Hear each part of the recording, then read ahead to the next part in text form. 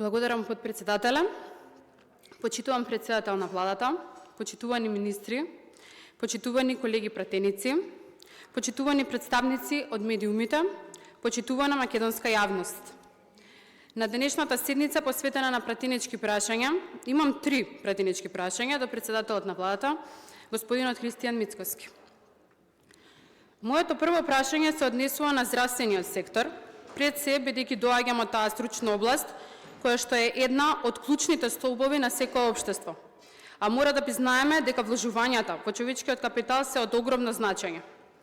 Како дел од ова парламентарно мнозинство, гледам дека владата веќе презема чекори во насока на унапредување на условите и вреднување на трудот на здравствените работници, што е позитивен сигнал за целиот систем.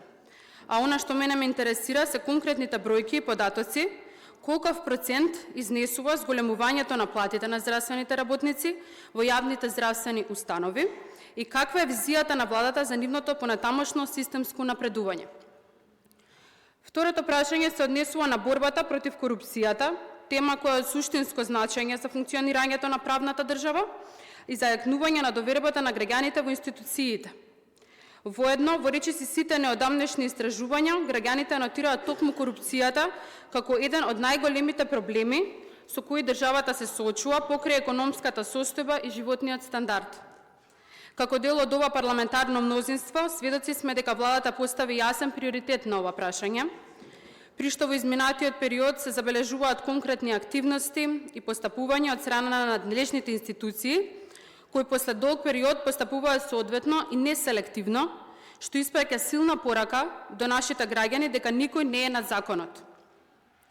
Пред само неколку дена видовме дека функционер е уапсен поради примање на мито од 50.000 евра, па би сакала да прашам која е вашата порака во однос на напорите на владата за сузбивање на криминалот и корупцијата.